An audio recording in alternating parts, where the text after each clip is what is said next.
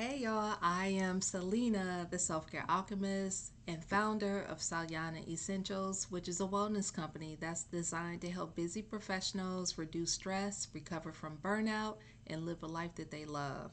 I am also the creator of the Burnout Diaries, and I'm super excited that you're here. Yes, so if this is your first time, I want to say welcome. And if you are returning, I want to say, hey, y'all, hey. Welcome back. So, the Burnout Diaries is a storytelling series that I created where I share about real life experiences that I've gone through.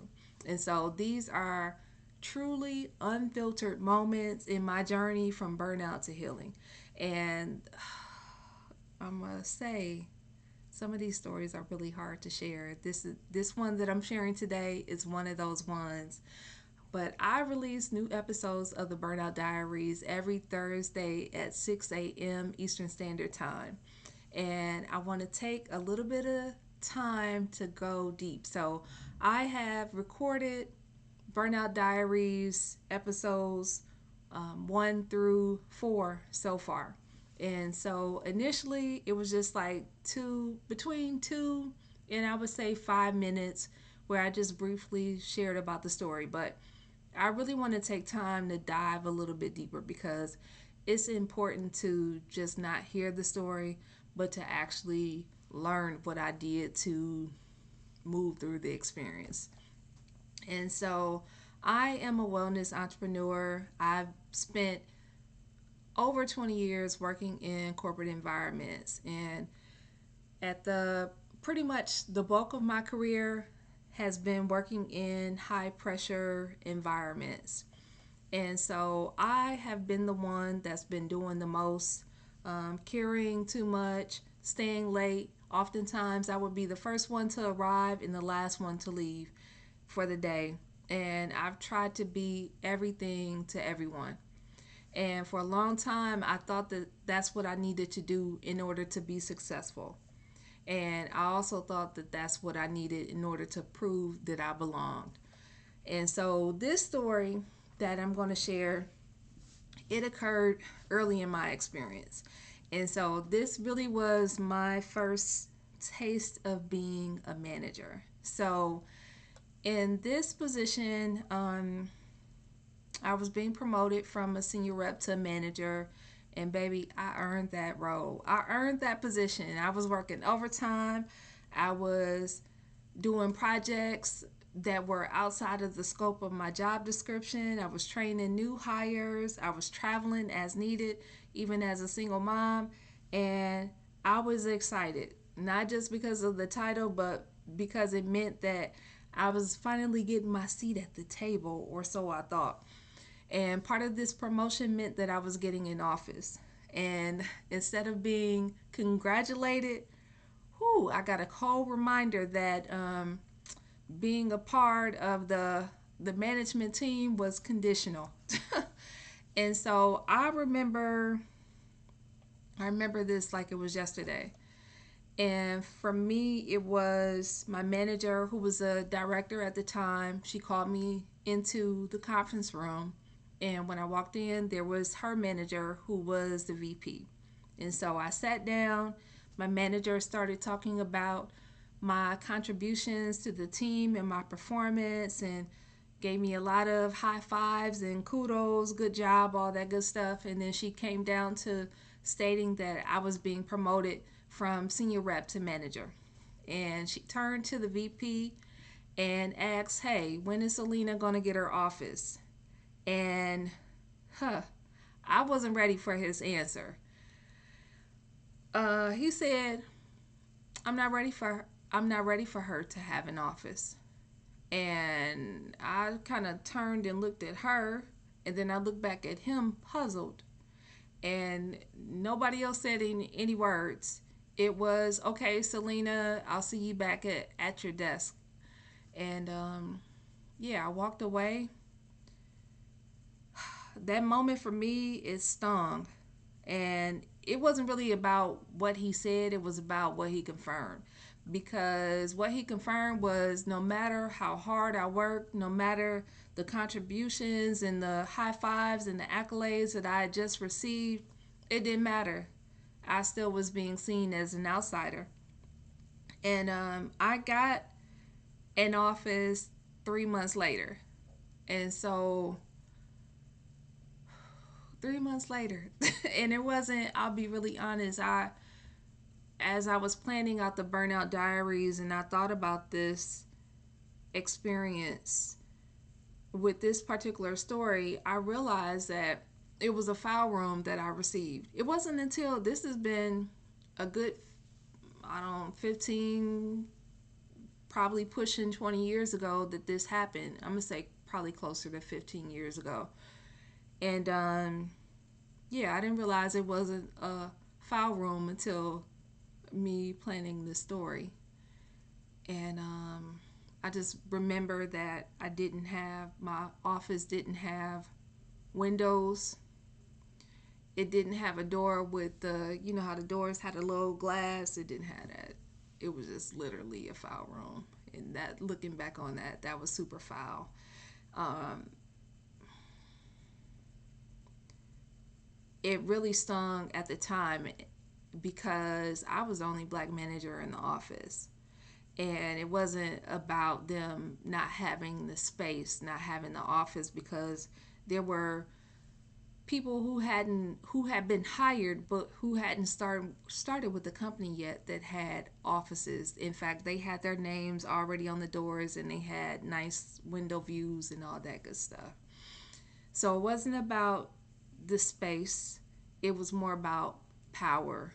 It was really, I would say, psychological, and it impacted. I don't know if that was necessarily the intent, and I really, looking back on it, I don't know what the intent was because I didn't really ask. I just rolled with the punches in that regards.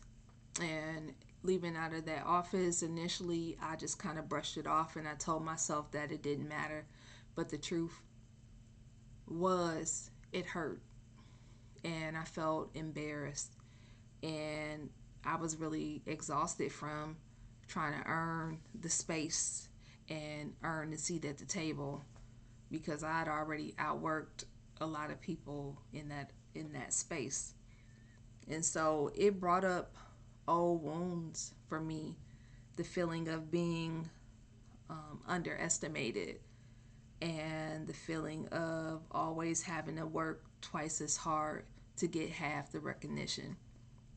And from that, I remember questioning myself, like, am I overreacting? Should I be grateful? Um, what happens? What happens next? And for me, when I think about it, my reactions were, they were my reactions. Um, Initially, I remember I just questioned everything that I did and somewhat stayed silent. Like, I really didn't share anything with anyone at the office, and it really just put me on guard. I remember at the end of that day getting to my car and leaving. I didn't even really get out the driveway good of the office parking lot, and I just started crying. And I literally, the drive from the office to my home was about a 35 to 40-minute drive, and I cried the whole way. And I remember calling my mom when I got home that evening, and I was really attempting to rationalize it, but there really was, for me, no way to rationalize it. You know, it's like this happens where you get gaslit, and I don't like to say everything is being gaslit, but it is what it was at that time. Um, yeah, it was it was a crazy experience, and I'm pausing because it's just like little different things are coming up in this moment.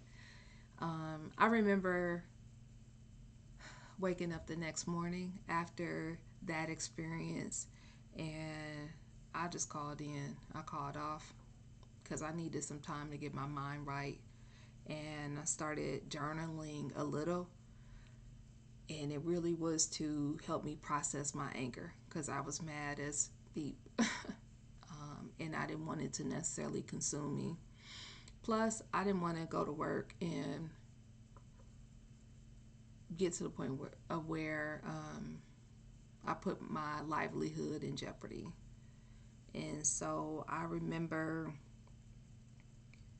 in the days and weeks later, I, at the time, was going to therapy, but it was more for grief counseling. But I utilized therapy in that sense because it gave me a way to voice how I was feeling.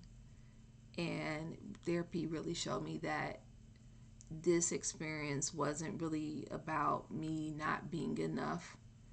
And it was more about working in a space that wasn't necessarily designed with me in mind.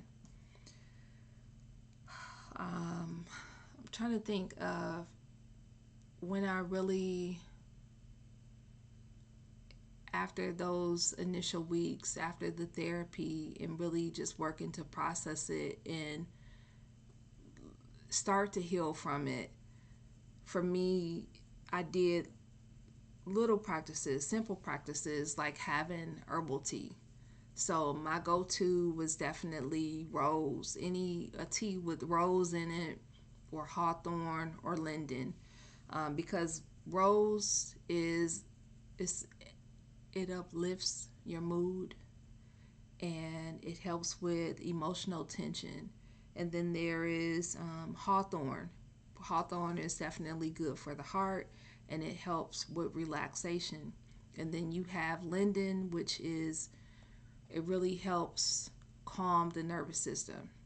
So I I was big on tea at that time, still am, but really I was focused on teas that had that. And in fact, it became a ritual for me to have tea as a part of my days. Um, and really, that combination, the rose, the linden, the hawthorn, that became Serenity that I offer now on Salyana Essentials. That tea and just the practice of having the herbal tea, that just gave me a break.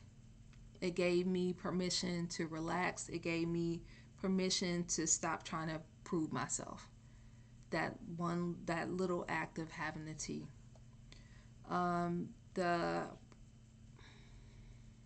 let's see, the takeaways or the big things, the themes in this story, I would say it's not necessarily about the corporate experience. It really is about how hard it is to thrive in spaces where your worth is constantly being questioned.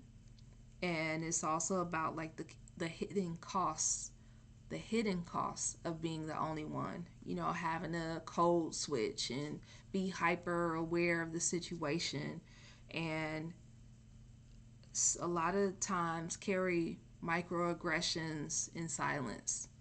And it's also about reclaiming your power and realizing that your presence is enough. You don't have to prove your worth to anybody. You are enough just the way that you are.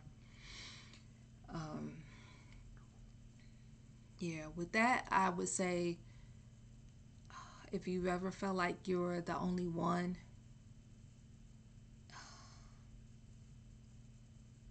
I would say it's it's not you. It's it's that there were rooms that were not built with you in mind. And it doesn't mean that you have to shrink in any way. You don't have to change yourself. It just means that we can create our own rooms. We can create new rooms.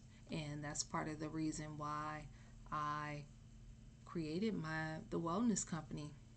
And it's also why I create wellness retreats, because I want to have spaces for women to be able to rest and reconnect and just be. Just be. Not have to be worried about proving your worth or overdoing it, overextending yourself, but just being. So it's a little long winded, but at the end of the day, what I would say is if this story resonated with you in any way, I want you to share it with a friend. I want you to comment below.